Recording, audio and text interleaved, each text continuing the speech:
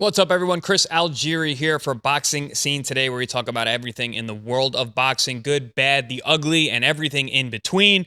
I'm Chris Algieri, joined by Robert Garcia, Hall of Fame trainer, multi-time fighter, trainer of the year, former world champion, busiest man in boxing. Robert Garcia, welcome to the show. Great to see you. Thanks to be here. We got to start the week with some good topics. The fight week. All that. We got to bring it all up. So I'm ready to go. Yeah, of course, the fight you're talking about is this weekend's Xander Zayas putting his two titles on the line against Jaron Boots Ennis, fighting at the Barclays Center this Saturday night. Man, fight week is here. This fight, Robert, it was announced a long time ago. It was announced like at the end of March, and it was like, man, everybody was talking about it. Everyone was excited for it. It came out of nowhere. We were talking a lot about your fighter, Virgil Ortiz, going to be in the mix with this. And then Xander swoops in, takes this fight, and a little bit unexpected. People didn't expect him to take on someone like Boots, who is the boogeyman of the 54-pound division, who many think is the boogeyman. But I don't know. It seemed like the last couple of weeks, people haven't been talking about it quite as much. Have you noticed that? Yeah, we've noticed that, but I think it's a fight that's already everybody already knows about it. So I don't think it's necessary. I don't think it's that necessary to promote it so much, especially coming into the week of the fight, because at least from what I understand, from what I see here in Southern California, people want to see. People are excited about the fight because it's a big fight, man. It's a very important fight for both fighters. I myself admire and respect what Xander Zayas is doing, taking the hardest fight out there, unifying his title, and his first title defense was a unification, became a unified champion, and then you could keep yourself busy with stay busy fights, and maybe even continue fighting in Puerto Rico, grow your following. But nah, this kid says no. If Virgil is not gonna do it, I'm jumping in. I want to, I'm gonna do it. I'm fighting Boots. I'm fighting Boots. I'm fighting the guy that people think is the best at 154. I want to show that I'm the best. So you got to respect that on Sayas. And for me myself, even though there's been a lot, with Virgil Sayas, Virgil Boots, and right now obviously Virgil is waiting on something big with Golden Boy and Rick Morrigan and all that. That's a different story. I respect Sayas for taking those decisions and taking this fight because honestly, it's a hard fight, but he has the heart, he has the will to do it, and you got to respect that. Yeah, I love getting feedback from you over in the West Coast. I'm over here on the East Coast. I'm in South Florida, so like I know Xander. I've known Xander for years. I've sparred with Xander Zayas. I've seen the way he operates in the gym, and just knowing him from down here. And then I'm also a New York guy, so being close to Philly, I was in Grand Rapids a few weeks ago, and man, the talk of the town, everybody was talking about Boots. They were talking about what he's looked like in sparring. He's busting guys up. He's this, he's that. And if you look at the line, the betting line, it's getting wider and wider for Boots. I believe it's like Correct.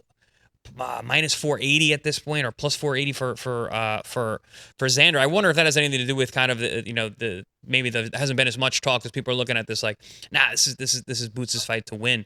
Do you I don't know, I'm not asking who your pick is, whatever, but like, do you see stylistically things that that Xander possesses that could maybe flip the script on some of these odds? Look, it's not like it's never happened before. Yeah, we do see upsets often. Uh, when you have a fighter that's hungry and wants it so bad, there's always that good chance that you could pull it off. And I think Sander is that one right now. How many times have we seen a very talented fighter favorite to win 10-1, and he gets beat by somebody that's hungry, somebody that could take a punch and keeps coming. I think Sander is a very strong fighter physically. He's a big boy. He's a solid 154 pounder. He's actually too big for 154, I believe. I think he might be going to 160 sooner than later. I think that could favor Sanders Sayas. That could favor him if he's able to take the punch and keep coming. 12 rounds is a lot, man. It's a When long you have time. It's some a long time. when you have somebody coming and taking your punch and Boots, let's be real. One fight at 154 that lasted less than a round is not enough to know that you fit perfect in that division.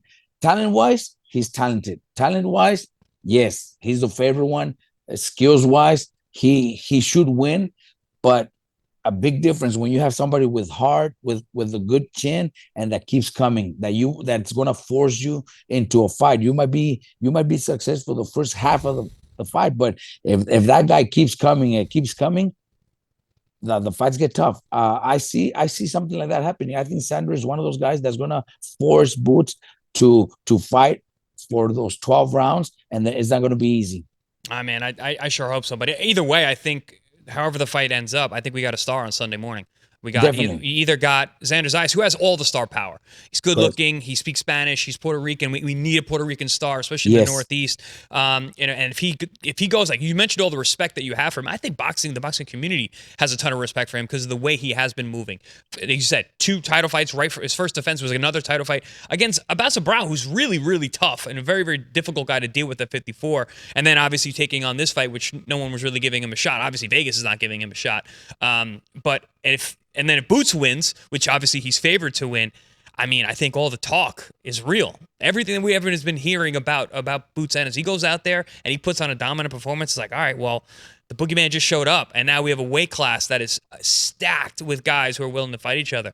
You know, the Virgil fight will be there. Correct. The Fundora fight will be there. These are great matchups because I agree with you. I actually think if Xander wins this fight, he moves right up to 60. I think so too. And Yeah. but look, but if Boots goes out and performs and dominates, then yes, like you said, a star. Sunday morning, a star was born because the fight's not going to be easy.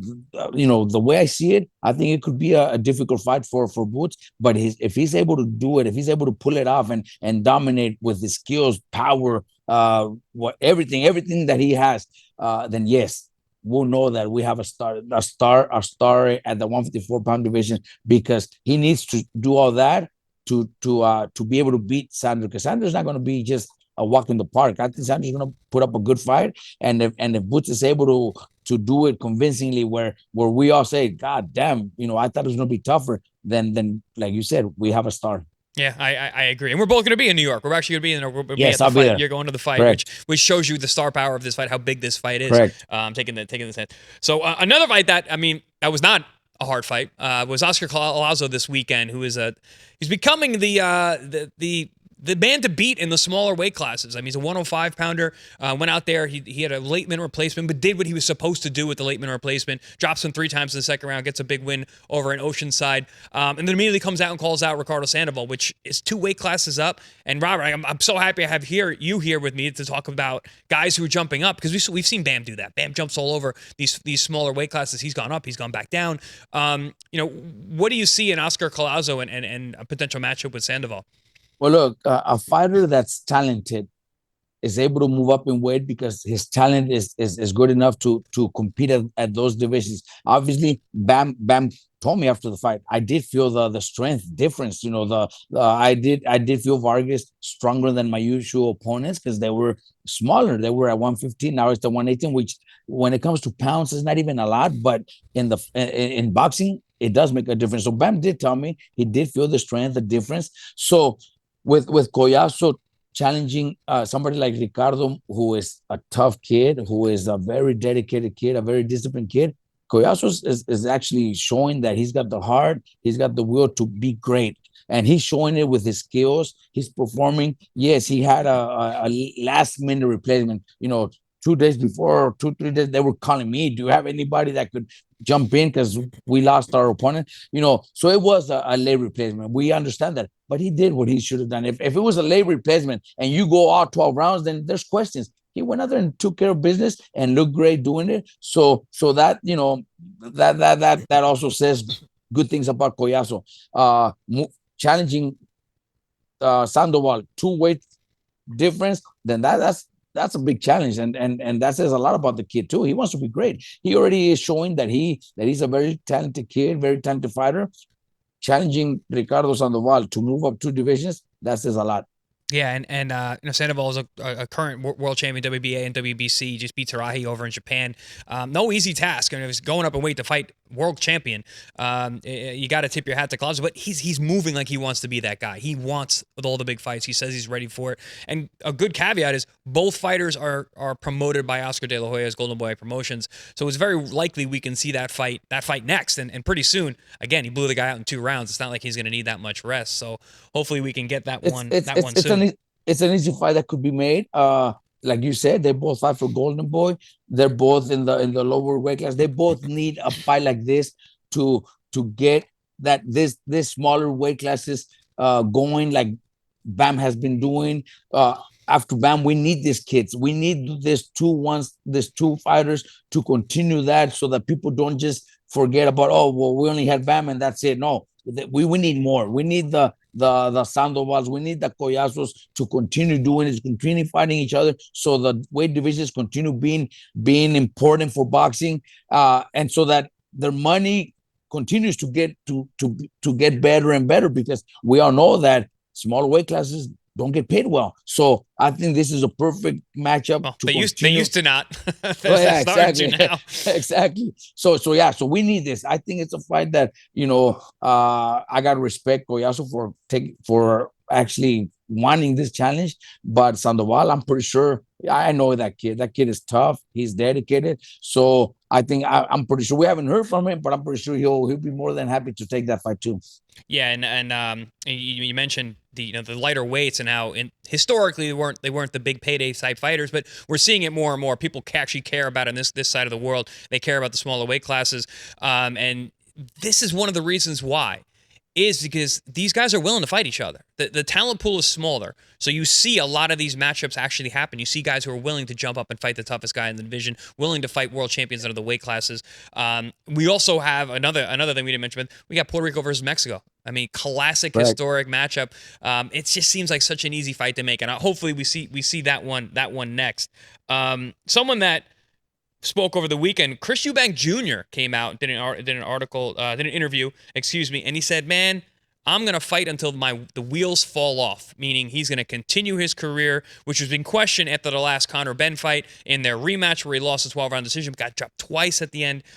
Did not look good during that fight. Was dominated by Ben all night long. Coming off of a fight where he actually beat Ben, in the previous fight of the year, last year.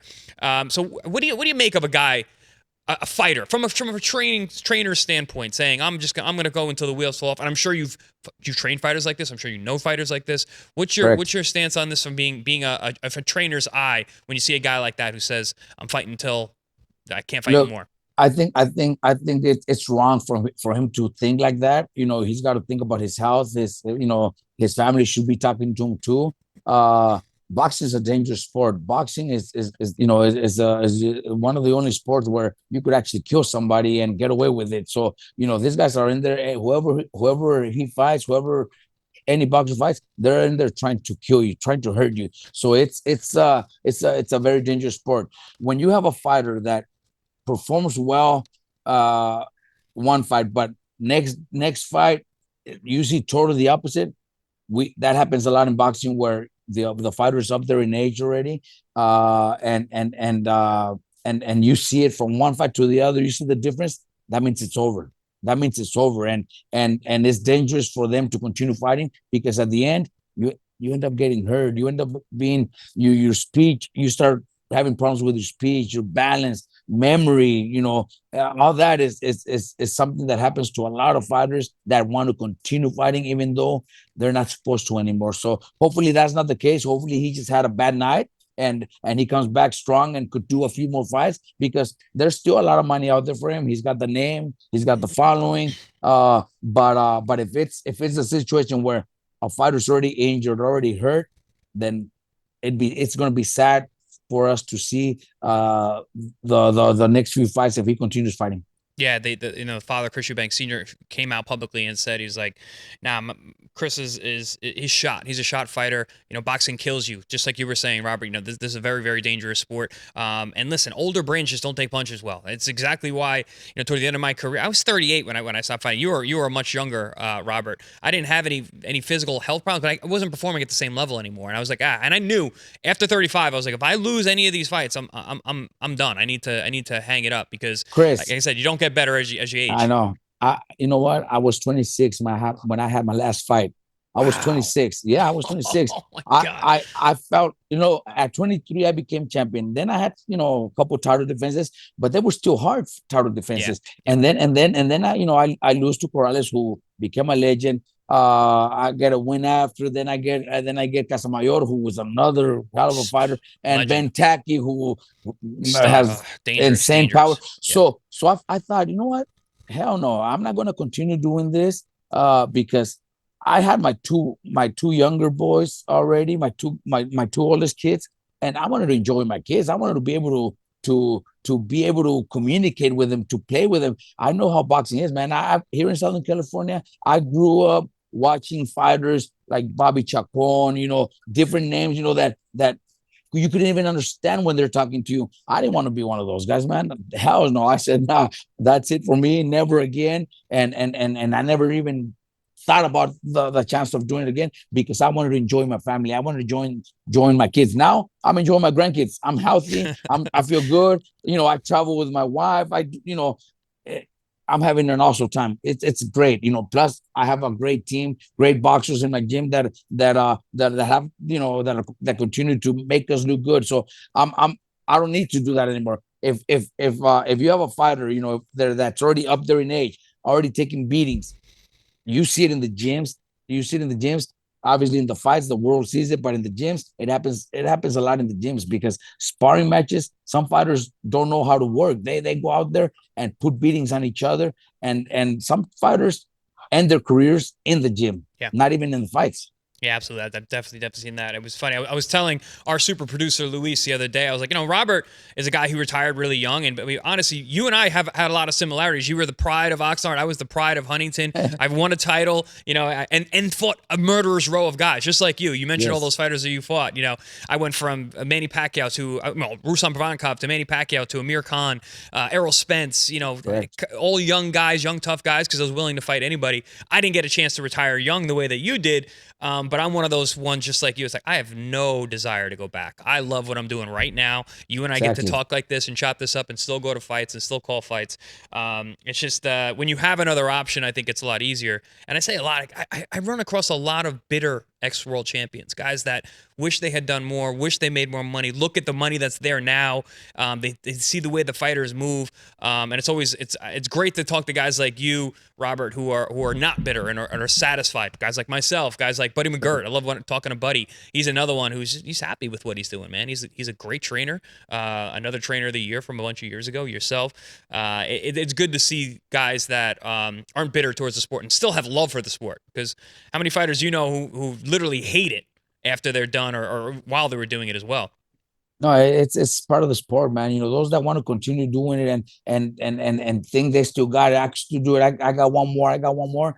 Man, that one more could end the rest of your life because you're not going to be healthy after that. One bad knockout, like I said, not even in the fight. Sometimes it happens in sparrings, man. Sparrings, man, with headgears and big gloves, but you keep getting punched, and you might not get knocked out, but you keep getting punched after and over and over.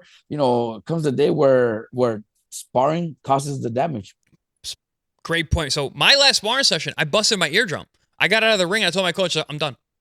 And he goes, no. I said, no, we'll come back. I was like, no, I'm done fighting. I'm done with boxing. I'm done. Perfect. I'm done. He hugged me. I was like, that's it. I was completely fine. I went home and I told everybody, like, I'm done. When I fought my last fight, I actually won my last fight, and at the locker room, everybody was happy. With the win, whatever. I wasn't happy. I told everybody, that's it for me. I'm never gonna fight again. I just didn't feel it anymore. I wanted to walk out of the ring during the second round. I felt like, what am I doing here? Why am I trying to fight this man that I don't even know? I wanted to walk out of the ring and just go to my locker room. But I finished the fight. It was a big crowd. It was on a Fernando Vargas undercard, and thousands of people from Oxnard were there. So I finished the fight. I actually stopped my opponent, but then went to the locker room. I said, you guys will never see me fight again. And nobody, I got so many calls. Robert, you used to do it again.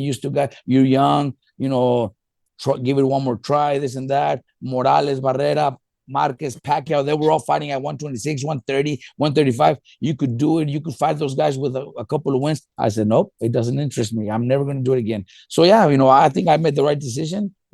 I enjoy my kids, I enjoy my grandkids, and now I'm doing what I love anyways. I'm traveling every weekend. I got fights, I got champions. I'm producing little kids, 80-year-olds in my gym. I got 10-year-olds, I got 15-year-olds that have the skills to be great in boxing. So that's my project now. That's what I'm doing. That's what I love to do.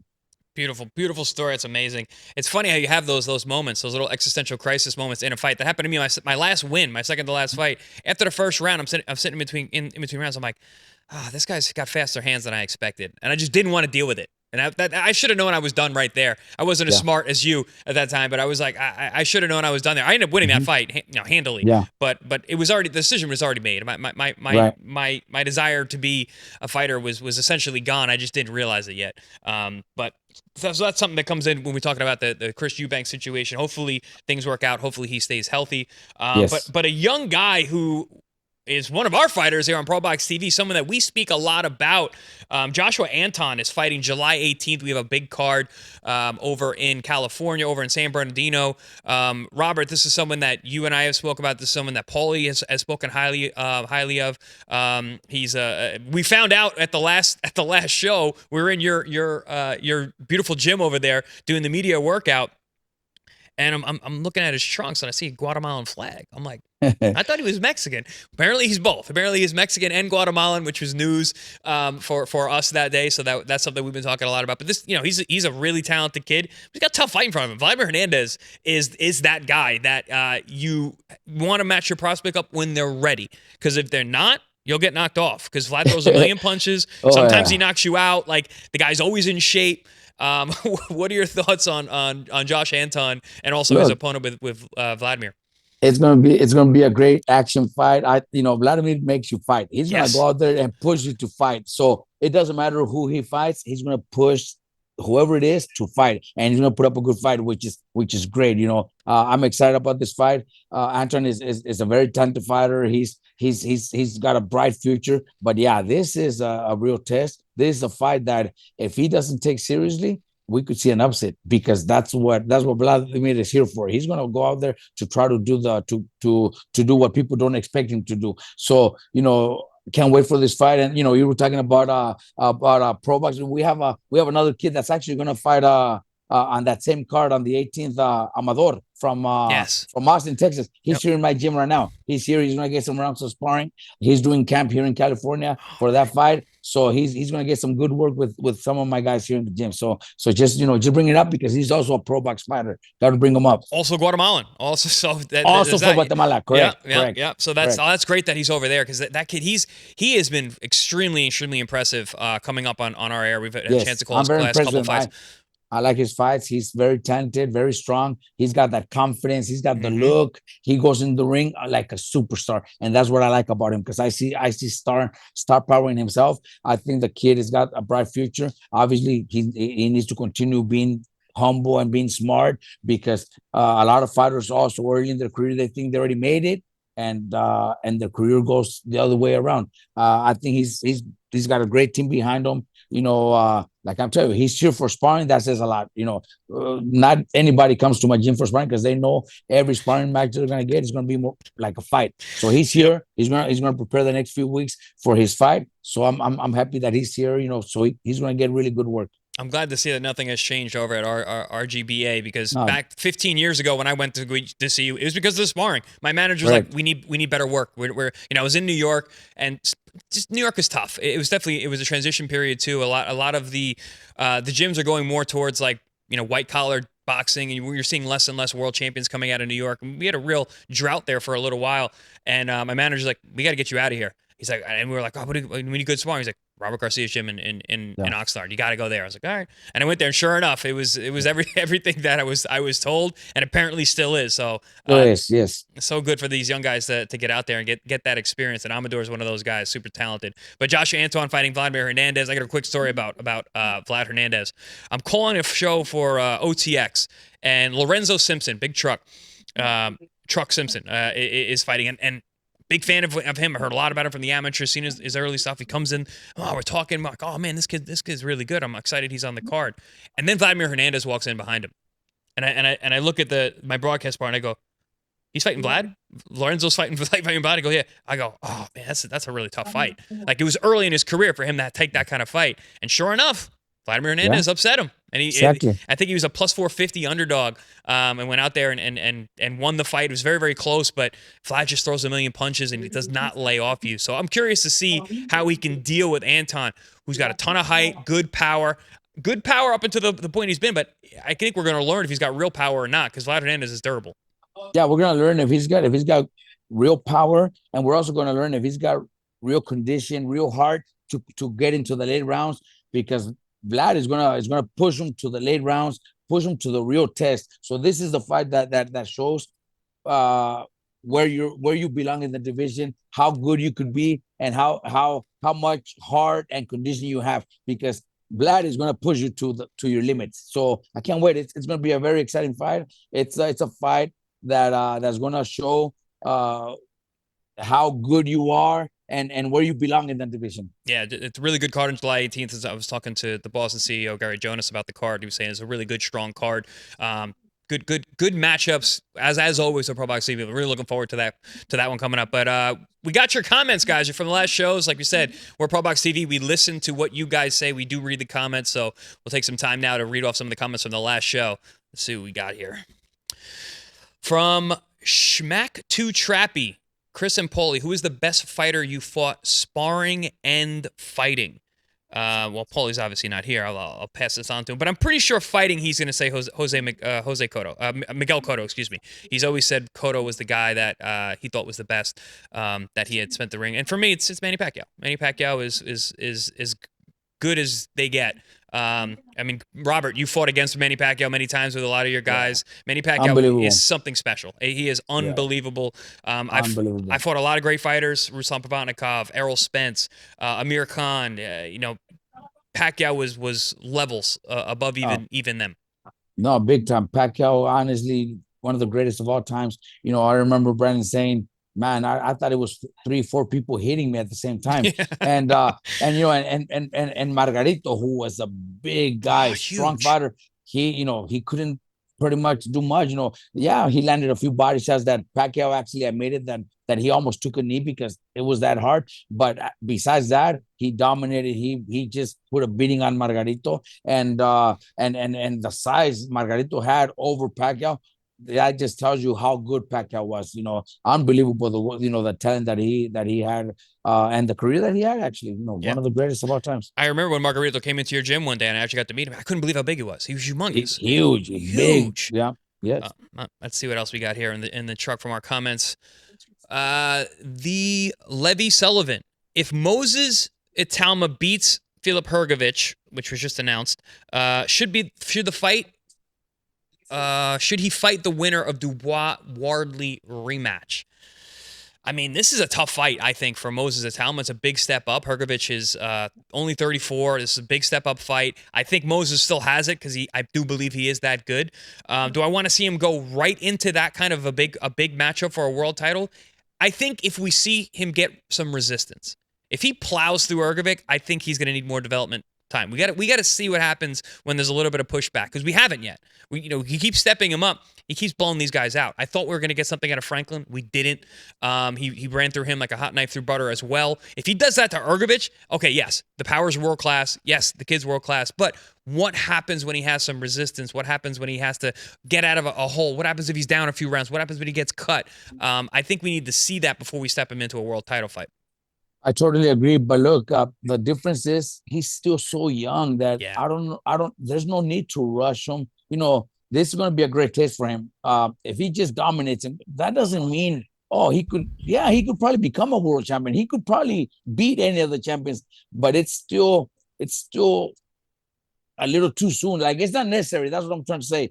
Can he become champion? Yes, I think he's the future in the heavyweight division. Agreed. But give it some time. He's so young. He's still developing. He's still learning so much. He's still maturing, not just his body, because if I'm not mistaken, he's like 21. So he's still maturing, not only his body, but his mind also. He's learning different things. He could still have the mentality of a teenager. Mm-hmm. You know, he was a teenager 2 years ago. So he could give it some time. If he could dominate and he beat, then yes, I think he'll be a champion. As soon as they put him in against any world champion, he might be able to beat them. But does that say that can he continue doing that? Because there are going to be hard fights. Every title fight is going to be hard. Every fight is going to be difficult. So, man, maybe I would probably take it a little bit slower. But he's that good that he could already dominate against anybody in the heavyweight division. Yeah, I think Frank Warren, who promotes Itama, knows what he has in front of him. He's got a stadium draw for a decade. Correct. And I think we are going to see him because he does have that kind of skill level. Let's see what else you guys had from yesterday's show. I'm totally we got time for one more. Shows 909. Is it true Ryan Garcia wants to fight Virgil? Well, Robert, you're the guy to have here for this one. Have you heard anything about Ryan Garcia and Virgil? Well, look, I know that a while back, maybe a year ago, Ryan was talking about wanting to fight Virgil. We didn't think it was the time, but it was maybe a little over a year when he wasn't even fighting a welterweight yet. So we were thinking that might never happen. But now that he's a welterweight and Virgil is fighting at 154, it's a big possibility. Honestly, it's a big fight. I know Eric Gomez would love the fight. I've had the conversation with Eric Gomez, and he's told me, man, look, Robert, this is the fight we could do that could be huge. Huge. So yes, I think it's a possibility. I don't know if it's anything close to happening. That I have no idea. But it is a fight that could happen. They're both fighting for Golden Boy. They're both Latinos. They both won the fight. They both have a big heart. They both fight anybody. Mm-hmm. Ryan has proved it. Virgil proves it every time he fights. He's a warrior. So yes, I think it's a very, very big possibility that we could see the fight happening sooner than later. And as someone who's been around both guys, Ryan has enough speed, hand speed, and power, and frame that he could actually fight a Virgil. I think he's actually maybe a hair taller than Virgil. Yes, he's as tall. Like you said, I think he's as tall, maybe a little bit taller. Maybe body-wise, Virgil is the bigger man. Yeah, body-wise, Virgil's more dense. But Ryan has that speed, that power, to be able to compete. Obviously Virgil's my fighter, and definitely I could tell you how I think the fight ends. But it's a great fight. It's a great fight. It's a great matchup. It's a huge fight for the Latinos, the Mexican Americans, and for the boxing world. Yeah, totally agree. Well, guys, we've talked about the boxing world the week coming up. We got a great fight coming up July the 18th over in San Bernardino, California. Our main event, Brian Flores versus Jonathan Navarro. We got Joshua Anton versus Vladimir Hernandez. We spoke about that on today's show. That's a great fight. And then Ruben Aguilar. He's a super, super talented guy coming up. Keep an eye on that kid. Ruben Aguilar, Mexican kid. Keep an eye on that kid. You hear that? You hear that from the mouth himself, the coach himself. Ruben Aguilar, someone to look out for. But he's in a tough fight. Trayshawn Wiggins. There's no easy fights here on ProBox TV. And we got a world title fight. We got Adelaida Ruiz versus Jeannie Fuchs for the WBC Super Flyweight title. Saturday, July 18th. You guys do not want to miss that. The San Bernardino crowd is amazing. Make sure you get your tickets, and we will see you there on Fight Night. Robert, thanks so much. See you guys tomorrow.